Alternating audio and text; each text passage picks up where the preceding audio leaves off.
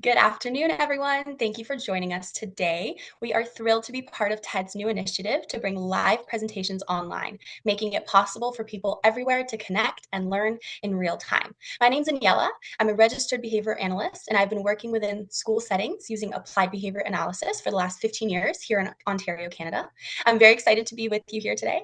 I'm also honored to be presenting with a long-term colleague of mine. Doreen is also an RBA, and she also works within school settings implementing ABA to help students learn.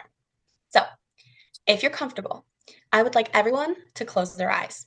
Imagine that one subject in school that it just didn't matter how hard you tried, it was always a struggle. Now, I know everyone here is very smart and successful, so this may be a little hard to do, but I just want you to think of one class that you have found yourself dreading. Now, what if I told you there's a way that you could get out of that class? As a child, wouldn't you take it? The answer is actually very simple. You just have to scream, kick, maybe throw your pencil across the room, and then what happens? The teacher, thinking they're punishing the behavior, sends you out of the classroom for a timeout.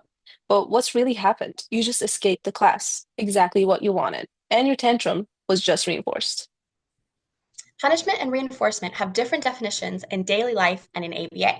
In ABA, punishment is anything that happens after a behavior that makes it less likely for it to happen again.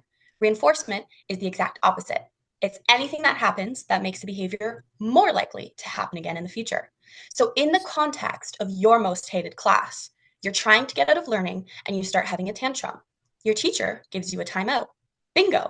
You got exactly what you were hoping for. While the teacher was intending on punishing you, they actually just ended up reinforcing the disruptive behavior. But don't worry, we're not here to just tell you about this common school conflict. We want to share what actually works. Let's talk about how we can flip the situation around and reinforce the behaviors we want to see. This is really important because we have seen so many teachers trying so hard to manage the behavior of one or two distracting students, which takes away the time they have to spend teaching the other kids. And what often ends up happening is other students watch these situations and they begin to engage in similar disruptive behaviors to avoid doing their own work. What started with one student's timeout can spiral into a class-wide strategy in getting out of work. As teachers, what we can do instead is first, make sure we are under no circumstances reinforcing this behavior by giving the student a timeout and basically offering a break from the task that the student doesn't want to do. This is a crucial step because when we withhold access to the break the student wants so badly, we can offer it later as a reward to reinforce the kiddo after they engage in the task that they are trying to escape from.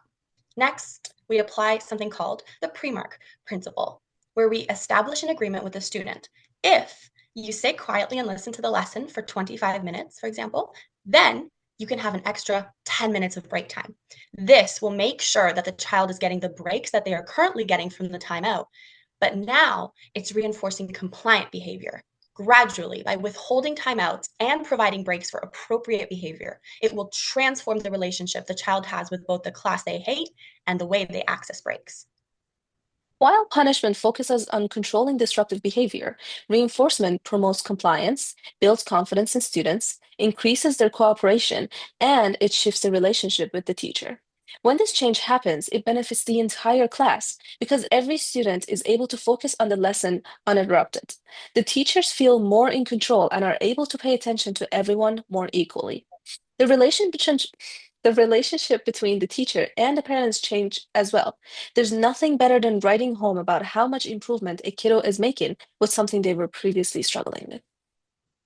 Once you see the drastic shift this creates in a classroom setting, you can't help but want to share this with other teachers. Doreen and I have seen the meaningful difference taking the reinforcement route can make, and we're passionate about implementing this into standardized curriculum of educators, not just in Ontario, but all over the world.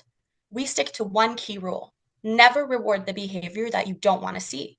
Breaks or any powerful reinforcer should only ever come after the desired behavior, following a clear if then agreement.